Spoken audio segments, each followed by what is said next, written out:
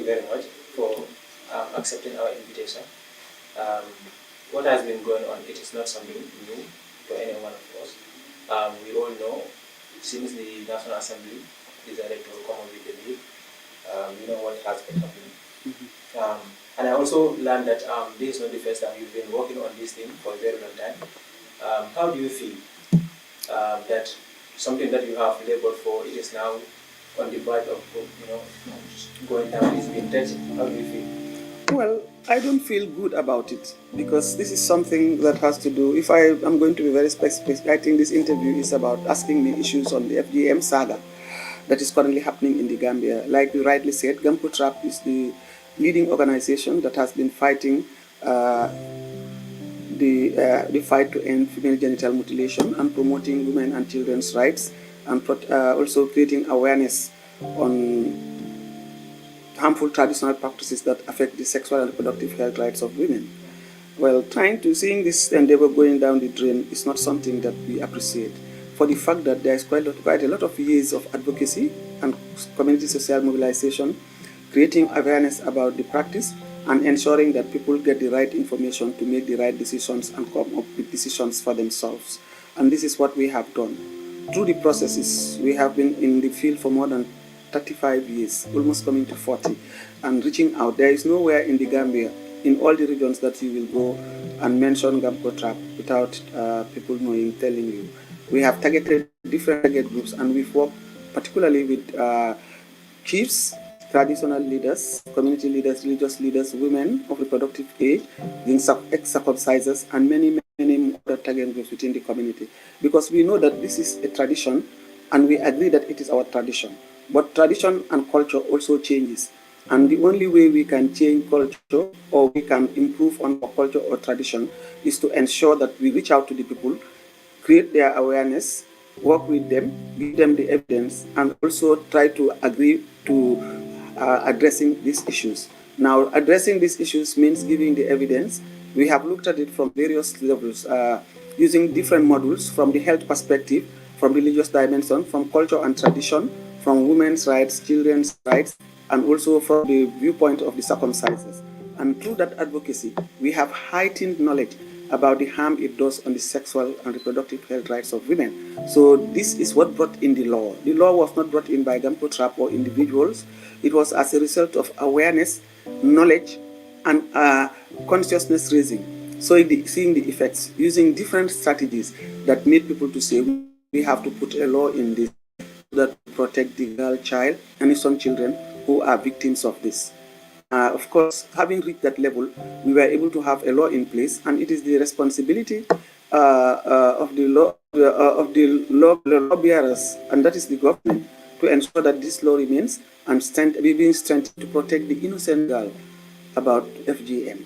So I would not like to see it repealed, because it's not about us. Our generation has passed. We are now fighting for the generation of the young people like you, boys and girls, young children, to be protected from harmful practices, because culture is on a continuum. It changes with time, and there were so many cultures that were practiced in the Gambia, and they are now even dead. Many people don't even know that they existed. Why is it that FGM is a problem? Now, one thing I want to say here is that they have been associating FGM with Islam, and it's really disheartening. This has nothing to do with our religion. It is more of culture and tradition rather than religion, because the arguments they are giving about the religion, you go to the Quran, it's not there. When you talk about the hadith, it's a science. People just go about reading. There are millions and millions of hadiths which are being said that the prophet said, and which have been proven not to be true. You understand? And since that is the case, even the hadith that they are associating FGM with, they are all weak. They are not authenticated. And the fact that it affects the health of women and girls, I think there is need for that change, and that was why the law is there. If it was about religion, we would never have reached a law, because I will not undermine or question my religion. I'm a Muslim, like any other person, and a practicing Muslim. You understand? And therefore, we have done extensive research. This is work that I have done in my master's thesis. I did extensive research into it, and I have seen what is going on, and I am a victim. So I am speaking from the position of a survivor and from the position of a woman who have gone through the practice and felt that it should not happen to any other woman. I did not do it to my 3 girls, and I have a responsibility and duty to also educate others who are vulnerable to know why I decided to stop and why we are bringing that. And the whole world is talking about that direction. We need positive change. And I think women need to be given that specific responsibility and recognition. They are stepping into traditions and culture to say that it cannot change. That is wrong. And the women are not speaking. It is the National Assembly members and some few religious scholars who are talking. Some National Assembly members and some religious scholars who are talking. Understand? So let's see. I'm not happy about it, indeed. And I did not expect that this should happen in a civilized society, as we are moving now. Those days, girls' education was a taboo, even male education in our society. But now we've seen men going to school, women going to school. A lot of things were happening then, and these changes are occurring. Should change not come for women, for their health and well-being? So these are the issues. I felt very, very disappointed that the Gambia should have gone beyond that. And I am disappointed that people who are supposed to make the law, to lead the people and protect the people and come up with progressive laws that will protect and will protect the girl child, the vulnerable groups, are the laws that they are rescinding. I don't see any hope for the Gambia if this law is repealed by these National Assembly members, because the premises on which they base this is wrong. It's not religion, and I still stand by it. Recently also, it has been clear that some of them, they will make it clear that FGM is not practiced in the country here. They said it is female circumcision, not FGM, not mutilation. What do you have to say? It is a matter of semantics. You see, it's very difficult to talk to a group of people who don't do research or who don't actually take time to investigate what is female circumcision and what is circumcision and what is female genital mutilation. So that one, I leave it to the academics, and I want to leave it to those who understand and have done research, because I will be saying something futile, because listening to them, having been to the National Assembly. I have been to the National Assembly. I have heard the debates and the trends of the debate and what they are talking about. You understand? Circumcision has been clearly explained. You understand? It's not cutting off an organ. It's removal of a hood for a man. But it's not called for a woman. What happens to a woman is to remove the most essential organ for her reproductive activity. What makes her a woman? That is what is mutilated. And there is already scientific evidence that have led to that and why it is called female genital mutilation. So politicizing the terminology is not important. What is important is to make sure you understand the trajectory and what happens to the body of the woman, of a healthy organ for that matter. So I don't want to delve into that, because you want to speak to people who will understand it more. So my next question, probably you've already answered it, but I'll just let go ahead. Ask it. Yeah, so the mover, Al-Mama Giba, he said at the end of this submission that the practice will be done course-only and might be medical expert and so on. I would ready to consider this alternative if at all the bill has been repealed. I think you all know that there is zero tolerance to FGM, and I don't think any medical practitioner in the Gambia and even in the world would encourage or facilitate that for any woman, knowing that the mantra is do no harm. You must not touch any healthy organ for no reason. You understand? So it is not something that is the WHO standards are zero tolerance to FGM. The Inter-Africa Committee and all other advocates against FGM is zero tolerance to FGM, zero tolerance to violence against women, and zero tolerance to sexual and gender-based violence. We need to have zero tolerance to protect women and men from harmful practices that are taking place. So for people to think about medicalization, even the WHO will not accept it. Even our hospitals will not accept it, because they know on a daily basis they are seeing what women face, contributing to the fact that some of their problems are associated with FGM. You understand? Some of it is associated with FGM. I don't think any medical person who has been trained and knows the substance of the physiology and physiology and anatomy of the individual will go and cut a healthy organ and say that we should go to the hospital for it to be medicalized. I don't think so. I really have a very strong belief that these are people who are highly educated, who are highly trained, and I'm sure they are not going to encourage it. Medicalization is zero tolerance to FGM. We have a zero tolerance to FGM, and I don't believe even the health sector will even allow or encourage that. The World Health Organization has a clear standard procedure on that. So the alternative of medicalizing it is yes, it's zero. It's not. And if they even bring it in the bill, we might as well throw the bill out. Medicalization is zero. We have zero tolerance. It's a pity that we are not hearing our medical health sector talking about it, contributing to it. Maybe they are doing it behind the scene. But I think as authorities and people who are in the field and know what is going on and know it better from a health point of view should come out stoically to talk about it and not to keep quiet and talking, contributing from within the periphery. There should have been a clear standpoint, even if it was Islam that prescribed it, and they have found evidences of destruction of the health and well-being of women. Their voices will stand higher than what is than the Sharia. That is, I think, that is well known. But then, if there is silence, nothing is happening, nobody is talking. I just cannot understand how we can safeguard our women and protect them from these harmful practices that is contributing to the poor maternal mortality and infant mortality rates in the Gambia. Well, the law has been passed for 2015. 8 years now, 9 years. Yes, so we've only seen only 3 prosecutions for that range. What do you think might be the cause of this? Because people have been practicing it from before it was banned and so on. When it banned, or as people are still continuing. Yes, what is happening is that change is on a continuum. When you bring in change, it doesn't happen automatically. As people are learning to understand their culture and their traditions and also bring in change, so also change takes a process in which people have to accept the fact that it is moving. It is the most constant that you can see that people will change. Now, we found a society, we were all part of the society that was doing it.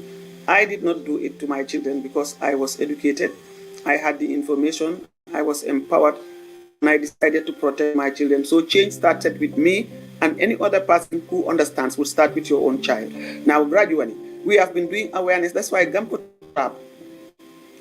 goes into grassroots activism, to reach out to the people, work with them, discuss with them, talk with them and create awareness, bring the evidence and listen to their voices, listen to their questions so that we make clarifications and bring the experts that are relevant to their questions to respond to them and show them the evidence. So we've been doing that, and it is all the past process of bringing change, and that was why people are changing. Now there are people, when change comes, there will be few who will be resisting, and that is why the law is very critical in making sure that it is there.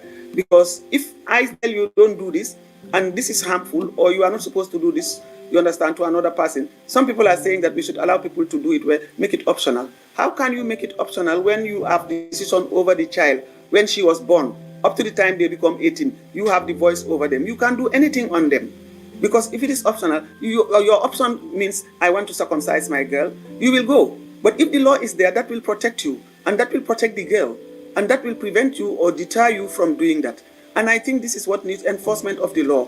What is happening is that we, as Trap, when we left, you have the advocates, you have people who came out, you know of Imam Babali, Ami Bojan Sisa, Mary Small, you understand, Mama Kurang. You have had other grassroots activists right there in the community where we have built their capacity, also working with us. They are running here and there to do the work. But then over time, Gamco Trap was able to build a critical mass of young organizations, youth groups, youth organizations, women-led, youth-led, to be able to engage so that they amplify their voices and become engaged with this process and protect. Now, when I went to take up responsibility. The change occurred, and I was invited in the coalition to serve as part of the government. And many of my staff also left. You understand? Now, we left a critical mass for sustainability. Now, what happened between that time or the other? Because we used to go in the communities. We would spend 5-10 days there. We would spend 3 days, minimum 1 day, to go and reach out to the communities and try to work with them and let them understand that we are part of them. Now, that was not happening, I believe. If it is happening, it must be to a minimal. And as a result, people were not getting information. And when habits die hard, people are likely to revert back when they look at left and right and they're sure that Gamco Trap is not going to be here, because we are monitoring constantly. We have more than 300 community-based facilitators who are in all the regions, and they are always communicating with each other. They know when circumcision is likely to happen, and then they go there to talk to the circumcisers. We have educated the circumcisers. They have voluntarily abandoned the knife, and they were given some businesses to do based on their choices. So you will find that change has taken place, and I believe that those people are not going to go back, but there will be people who will be defaulting. So that change, what happened between the time I left up to the time I came, because it was only when I came back and we started giving effective monitoring that we discovered that some pockets are doing it. But then we called a meeting, we discussed, and most of them renewed their commitment that they are not going to circumcise, and that this is a foregone case because they know what is involved. They know what is there, and now that the religious clarifications have been made, it would not have been a law. You understand? So this is what is happening, and I believe that what needs to be done is that funds should be given to organizations that are known to perform, that are really passionate about it, that are committed to reaching out to the communities. It's nice to be on TikTok. It's nice to be on the internet, but it is better if we go to the communities and talk to the people, because that's where the practice happens. That's where everything happens behind the scenes. And that is where the people need to get the information to make the right decisions and the right choices for it to go. So what does that mean? Community social mobilization, sensitization, awareness raising, consciousness raising, follow-up, and monitoring. That is what it requires, and that is what the organization is doing. Even when this saga started, we heard about it. We decided to go back to the people. We've done the policy dialogue here in November, and the circumcisers came. You have some chiefs that came to represent the fraternity of all the chiefs, and we have heard what they have said. So for me, it's all about educating, communicating, and reaching out to the people. That is what Gamco Trap stands for, and that's what we will continue to do, taking the evidence and making the evidence to show and so on, and to create awareness. When people are empowered, they call for change, and this is what happened in this case. So one of the questions that, or one of the things that pro FGM, I always say that behind your activities and so on, it is the West. They are the one, pushing you, sponsoring you, and so on. What do you have to say? Everything that has to do with women's rights or progress for women is the West they blame. Is any Westerner coming to talk about FGM in the communities? Have you ever seen that? You have hardly you would see it. It is not the West. All projects, all countries, all over the world will have to work. The world is a global village, and the West and the South, the North and the East are all the same in supporting each other for progressive development. You understand? Our African countries depend on the West for a lot of their things. But when it comes to specific issues that women's rights are being brought in, then they start blaming those advocates who are fighting. I appreciate what the West is doing, because they are not forcing us to do whatever we want to do.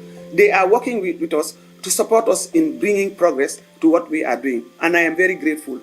If it was not for the West, we would not have been saying, even these things you are holding and all the equipment that are with you, isn't it, are they not technology? Where does it emanate from mostly? It's from the West.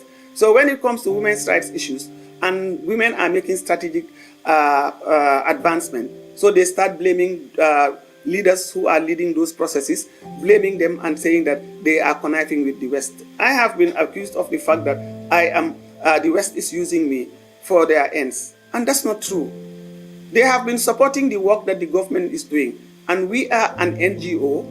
Under the NGO, our duty is to support the state in calling it to accountability, in supporting the work it is supposed to be do, to contribute our own arena, because it's not everywhere that the state can reach. But NGOs can reach to the communities, they can educate the people, and they can remind the state that this is what you said when you signed the conventions, because the government has signed the state signs conventions on women and children's rights, part of which is FGM, early marriage, and all forms of violence against women in different articles, and has made commitments to do so, and even in the Constitution. So if we are out, if we say we are going to do all the Article 4 specifically explains to the state what it is supposed to do, and the state's commitment to what it has agreed to do. So our duty is to complement that and to support the state, raising funds. Where can we raise the funds? From partners who share our vision, who are ready to support us to do it. So why is it that when women's rights issues or children's rights are brought in, or youth are brought in, all this issue is being influenced by the West? Are they not part of the population? Are we not supposed to give attention to them? Are we not supposed to support them, empower them? Are we not supposed to protect them? This is what Gamco Trap stands for. And me personally, I am committed to bringing in progress for young people, for women and girls, because they form the core elements of the society, and these are going to be the leaders, or are even leaders now. You are leaders. You are taking leadership to come and talk to me, and I'm very happy to. I want to appreciate all of you. When I saw you and I saw you are young people, I think there is hope. You understand? And this is what is needed. So blaming the West is just to try to get out of the problem, but the West has nothing to do, but they are supporting, and we appreciate what the West is doing, and we will go to the West if we need funds, and if they are ready to give us the funds, we will continue to do the work we do, because our governments all over also depend on the West for support to even pay their salaries and many other development projects. So this is also a development project to promote gender equality, women's empowerment, and progress for the vulnerable to move forward. So the West should not be blamed. Let them not use the West as scapegoats. So now the bill has now been referred to the committee at the National Assembly. Mm-hmm. I'm hopeful that if they should come back to the National Assembly, what we stand for will remain. That is, the bill will not be repealed. I am looking at what I saw the last time on the 18th. I was there. I observed the deliberations. It was not impressive. This is my personal view. People who we felt are being chosen to make laws for the country. Progressive laws irrespective of what that will promote the freedom and fundamental rights of vulnerable people, protect them, create a safe environment and safeguard their interests. Standing up to talk like that and saying that it is our religion, it's disappointing. Honestly, it's very, very disappointing. Disappointing in the sense that we all know the Quran is the main reference book for all Muslims. And looking at the fact that you have a Gambian population that has 90% Muslims, and not all the Muslims are doing it, in itself should send some critical thinking and signals to people we choose. Because by saying that this is our religion, you are now insulting those ethnic groups that are not practicing it. You are not now saying that they are not Muslims, they are not clean, and even some derogatory description of some of those people that if you are not circumcised, you are not clean, you smell, you do this. There were so many things that were, without looking at the nature of the population, and that those people who are around, who are Muslims also, are not practicing it. Because if you are sending someone to the National Assembly to represent you, the person must be a critical thinker. The person must try as much as possible to look at what is in the best interest of the polity. And based on that, you try to do your research to find out whether really what they are saying. Then they were now putting it onto the hadith. The hadith is a science. And we all know that there are weak and strong hadiths. And then you have those that are authenticated and those that are not authenticated. And we already know that there is a lot of evidence that is lying out there that have analyzed, that have discussed, and have written about those hadiths, and even came to conclusion about them. They did not show that level of scholarly understanding or reasonable understanding in what they were saying, and everybody, and standing on in the National Assembly. This is, going to be there for history to judge, because we are now in technology.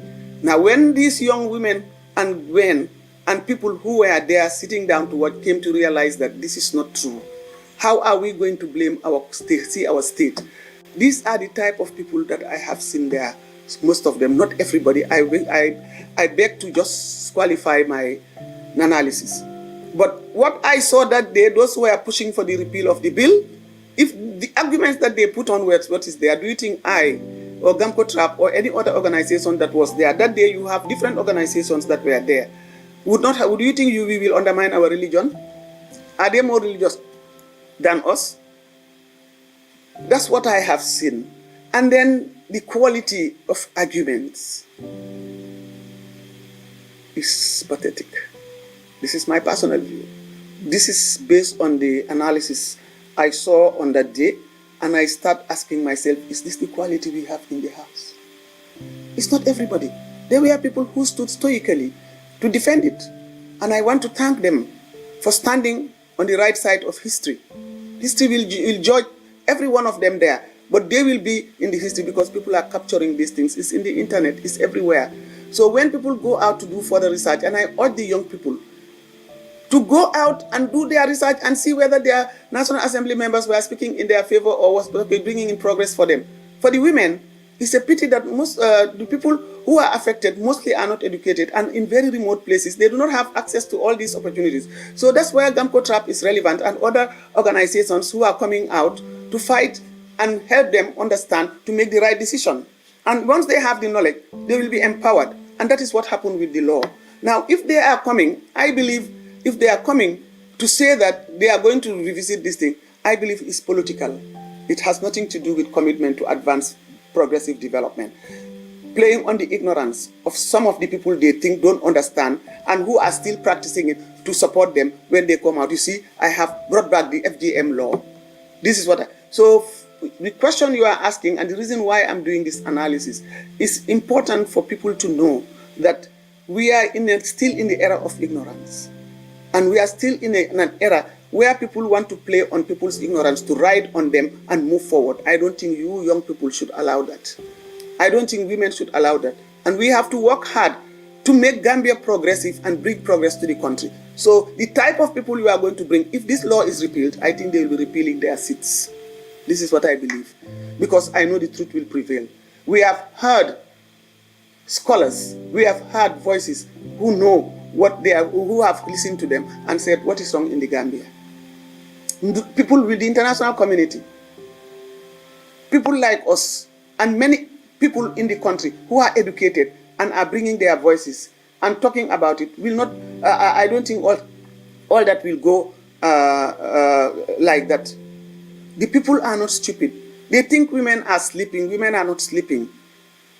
Young people are not sleeping. And we must work hard to help these people bring in progressive laws that will be there to guide them for their future. But not to sit down there and ride on the positions we are having, wanting to preserve my position. So I am going to be quiet. I am not going to talk anything. Then I will go back to the community and tell them that, you see, this is what I did for you. I don't think that is right. So I don't know what they have the right, because people brought them there to go and serve them. Now they have all the rights to take it to the committee. And that is what happened, you understand? And in the name of democracy, so-called democracy that we say, people try to ride on that to say we should allow people to do it optional. It cannot be optional, because it's about life. It's a life-threatening exercise, practice. And it has been proven to be dangerous. And now that knowledge is established, I think the right quarters should rise and talk about it and protect this bill to go. They have right to say whatever they do. Let them go out and talk to the people. When you go to the ones that are enlightened, they will get the right information. But if they choose to go to where places that people have not reached yet, the likelihood is that's what they know. They will say it should be there.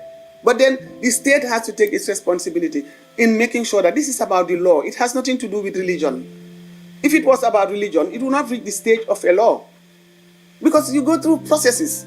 And if it was our religion, I will never come out, and many other people will not come out. Who is more religious than Imam Babali, who comes from a line of imamates, and who is also fighting, and many, many others who are out there in the rural areas, who are highly educated and know that it is not in the Quran and it's not in any authentic hadith. And now, based on the evidence that the medical evidence is there and all what it takes, I think we should try to promote progress in this country. We should try to promote what is best for the youth. If we are 100 years back, during the time, FGM predates all monotheistic religions. It was during the period of darkness. It was during the period of Jahiliyyah. Now we have come out of that state and we are moving. It takes time to change, but change is happening. Why should it stop? Or why should women not be given the chance? Why should our children not be protected? My children are not circumcised. They are Mandinka. They have all gone to university. They have finished their university. They are all doing whatever they want to do. So these are some of the things that we wish our children to do. And those women and men sitting out up country doesn't mean that they love to remain where they are. They want change. Now that change can come only when we support them, when we guide them, when we work with them and empower them. You understand? But then people want to ride on people's ignorance. The women don't have, those who don't have access in information. And then this is our tradition, this is our culture, this is our... And the most disappointing thing is the religious dimension they are bringing there when there are other ethnic groups in this country who don't do it and they are devout Muslims. How do you see that contradiction? Are they thinking? Then you have the insults. I have been one of the most insulted women in this country for standing on for women and children's rights and the rights of young people. Because they said we are trying to encourage a lot of things, giving this and so on. I said, look, everything has a stage. We have almost over 65% people who are young. When you disaggregated by gender, male and female, then we should be concerned that we should bring them up and try to do the best we can to make the environment better for them to be leaders tomorrow and not to let them sip into darkness. They said, ignorance is not good. And we want to move forward with all the education that we have, with all the educational institutions. You have the universities that are coming. We are having colleges that are coming. We are trying to bring people who don't understand in that National Assembly. Wallahi, if we do it, we'll be in trouble. And I want you people to understand that it has implications for the future direction of the Gambia. The world is moving. We must move. Bringing in these unprogressive laws, it's something that has existed for 8-9 years now. You now come and just pick it up. It's not about anything but it's politics. And women's bodies are not the arena for politics. No, you should not allow that. It's your sisters, your mothers, your aunties, your wives, and others who are going to be there. And we must think about progress for our population. If not, we will be left behind. I feel very sorry, very disheartened. I got all sorts of insults. The organization has been threatened. A lot of things have happened. And they are talking a lot, but we will continue to do our work. Our work is to go out, raise funds, whether it is from the West, from our government, from any individual, any philanthropist who has the money. If you give it to us, we will do the needful to ensure that the law is not repealed, to create awareness and educate the people, to make sure that we move in a progressive trajectory and not to bring us back 200 years back. I don't think this is the right thing. And it's not promising. That National Assembly. And interestingly, those that I have seen there, some of them have been consultants for Gamco Trap, doing the training of the ex-circumcisers. We pay them as consultants. They were representing our parent body. They came and they went with us in every nook and corner of the country to do the training. Some of them were trained and given certificates as a community-based facilitator. Some benefited from the training. So if those people are standing up to repeal the law, then what sort of Gambia are we calling about? How do you feel when you see such happening? It's disappointment. I am disappointed.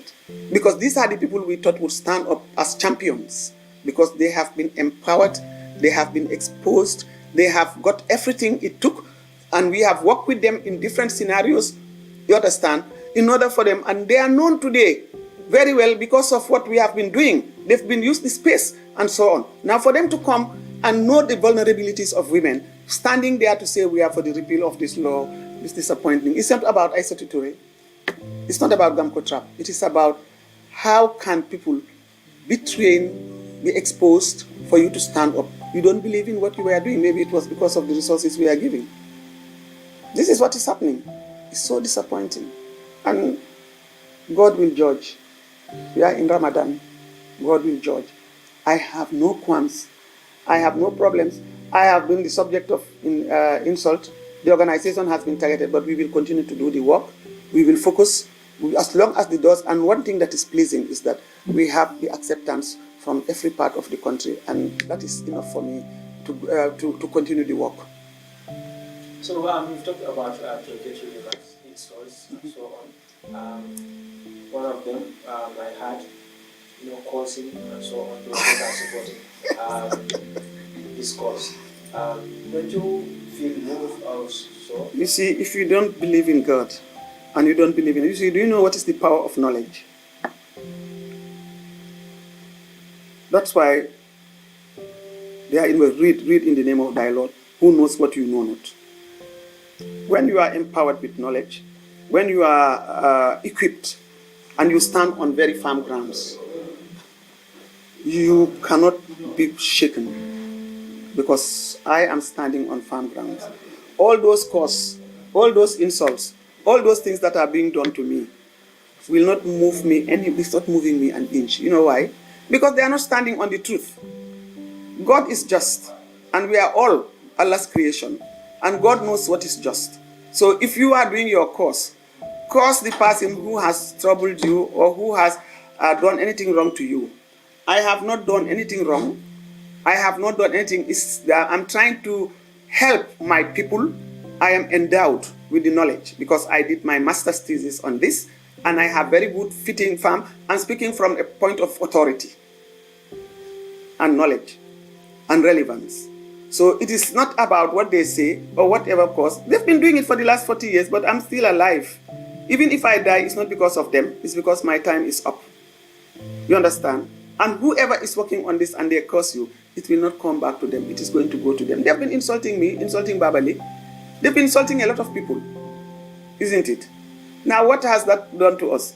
We are being elevated by the grace of Allah. And it is our duty and responsibility in this holy month of Ramadan, and speaking to God and invoking to God, that whatever causes or insult they do, I forgive them. Let God decide, and let God protect us and make the work continue, and let the women and girls, young people of this country be free, and let's see progress for them. That's it. So those are traditional ways of threatening people. If you have not done anything, if they curse you, why do you fear? But because the Gambians believe in those fetish things, and they believe that when people who are doing the wrong, can they determine your fate? It's Allah subhanahu wa ta'ala who can determine anybody's fate. And you should base anything you do with truth, sincerity, and commitment, and conviction. Whatever mistake you do, you pray to God to forgive you. But stand on the principle of truth, stand on the principle of commitment, and stand on the principle of passion to ensure that the work you are doing will benefit humanity. That's what I am doing. Final question. We are not yet there, but hopefully we will get up there when the bill is now returned to the National Assembly, when they have already discussed it. What will be the next step of Gambosha if the bill should be repealed? Well, if it is repealed, there are various steps. We are not the only actors now in this thing. There are relevant institutions that will take their responsibility, but we will continue the sensitization. We will continue to do advocacy. We will also share with the people to still continue and see what will happen. But I don't want to, I am not very hopeful. If it is not repealed, it will be a big surprise to me. But the way I see things going and the type of thinking I saw, I don't know whether, and the very same people who are there are going to be sitting on those committees, with the exception of those who are saying that the bill should be maintained. So if it is numbers, we don't know, because there were so many numbers that were not decided. So we don't know what is happening, you understand? And it's another thing, well, it's resources that is being wasted, because they are going there, work that has been done. A lot of organizations are working. Let them also go and see and hear. I think the people will be there to say whatever they do, the state is responsible, is the primary duty bearer. There are organizations who are carved for that. But we will continue our grassroots activism. So repealing the bill will not stop your work? Why should we stop it? We will not, because it's about attitudinal change, it's behavioral change, it's a social norm. And it took us 30 years to get the bill come. You understand? It will never take us another 10 years to ensure that this bill is stabilized. It is going through this crisis because people want to use it as a political tool. That's what people have to understand. Because when it was very many of them were in the house. They didn't say anything. You understand? Some parliamentarians were there. There were some who were even there when it was repealed, and they were part of when it was being tabled, and they enacted it. So now the contradictions are emerging. What does that tell you? It's lack of respect for women's rights and gender equality, women's empowerment. That is what is happening. And I pray that Allah will help the young people. Allah will help the young people. And let Allah help them to move forward. If not, 200 years backwardness. We have universities going on. So are we not going to look for people who are trained and people who know and people who care about their this thing? You go out there, you talk to the people that write rhetorics, then you get to the position, you forget them and say, let them kill themselves. If it takes me to repeal this bill so that some of them will be happy to get my votes, we will see. Thank you very much. Thank you. So that's our last question. If you have anything to add. No, all I want to say is that I want us to promote peace in this country. Peace and peaceful coexistence is very important for this fledgling democracy. We are still not yet a fully fledged democracy. We are just coming from an authoritarian regime. We had to contend with a lot of things, putting them in place, building the systems, building this thing, because I was part of the coalition government. And now that we are trying to move forward and this thing comes, let us promote peace and make sure that we follow procedures. We try as much as possible to ensure that people make research. Let them listen to the educated people. They cannot afford to underrate people who are knowledgeable. You understand? And we must look very carefully. We must look very careful. Women's rights are human rights. Women constitute over 51% of the population, and they've been contributing to national development. And these are people who are your wives, your mothers, your sisters, your daughters, your friends, your nephews. So what is wrong that is going to bring progress for women that people are going to stand up? Few, for that matter. I believe that when they go over there, the truth will prevail. We've done a Gamco Trap and many other organizations are working. We are going to do what is not going to discourage us. Because this is about hatred for women and girls. It's nothing else. Because we've seen changes happening. Why not for women and girls?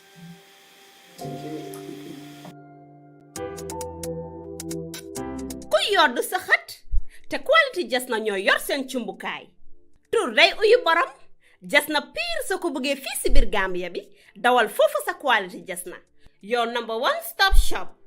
Ana sama jigéen ñi dama bëgg ngeen jox ma seen nopp garmi yi ndaxte quality jas na amal nañ leen ay til yu toj daala poos abaaya yu yiiw waaye it amal nañ leen ay boreda yu rafet boreda yoo xam ne pour góor ñi la ak pour jigéen ñi.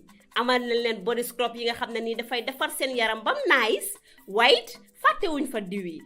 Ana sama jeeg yu pare yi quality jas na amal nañ leen fa andi cuuraay yu neex house spray ak bépp xeetu baax pour seen biir néeg. Dama ne atum ren jii ku sa jëkkër mere ku ne yow la neex ndaxte quality jas na ñëw na si dëkk bi pour defar sëy yi. Makeup artist yi bàyyi leen gannaaw. ñu ngi leen fa amal ay makeup product yu quality waxu leen léegi nii foofu sa Westfield jàkkaarloog monument bi wala nga jokkoo quality jas na si 250 0124 ak quality jas na taaral sa bopp taaral sa néeg waaye it bégal sa alaaji aas.